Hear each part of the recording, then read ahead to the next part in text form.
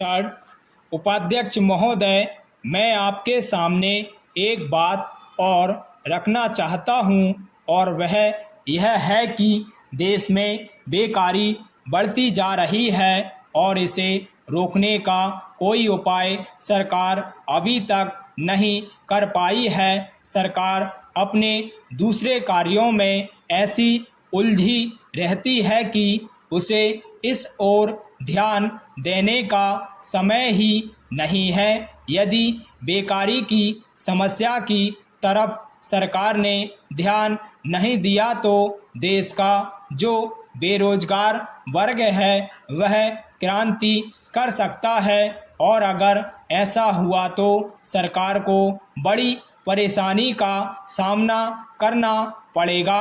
अतः मेरा सुझाव है कि सरकार को जल्दी से जल्दी इस समस्या की ओर ध्यान देना चाहिए। यह बेकारी ऐसी नहीं है कि फूंक मारते ही दूर हो जाएगी। इसके लिए सरकार को योजनाबद्ध तरीके से काम करना पड़ेगा। नए नए रोजगार के अवसर सरकार को ढूंढने होंगे। पढ़ाई के ढांचे में परिवर्तन करना पड़ेगा तथा कुटीर उद्योगों की ओर बढ़ावा देना होगा।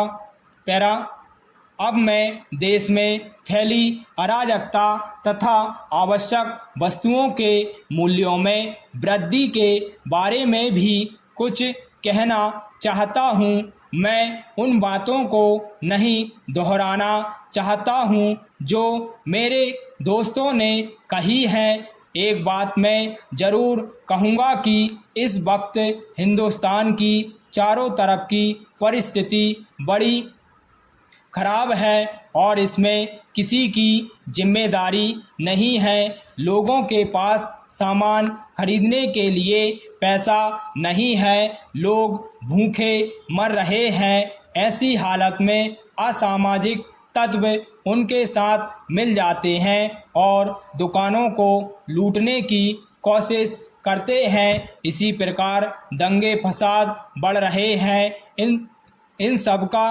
कारण मूल्यों में वृद्धि से लगाया जा सकता है। लोगों में बेरोजगारी पहले से ही काफ़ी है और उस पर भी अगर उन्हें आवश्यक वस्तुएं सस्ते दामों पर ना मिल सकें तो उनकी हालत और भी खराब हो जाती है।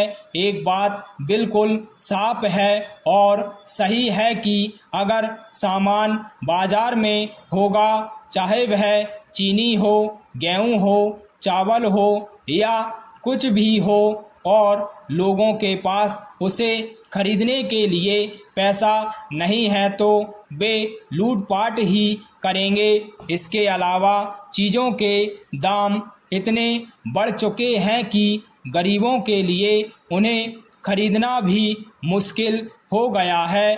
इस सब की जिम्मेदारी किसकी है? क्या उस गरीब की है या राजनीतिक दलों की है? मेरे विचार में इस सब की जिम्मेदारी सरकार की है और इसके लिए मैं सरकार को बता देना चाहता हूं कि जल्दी से जल्दी इसका कोई ना कोई इंतजाम किया जाए।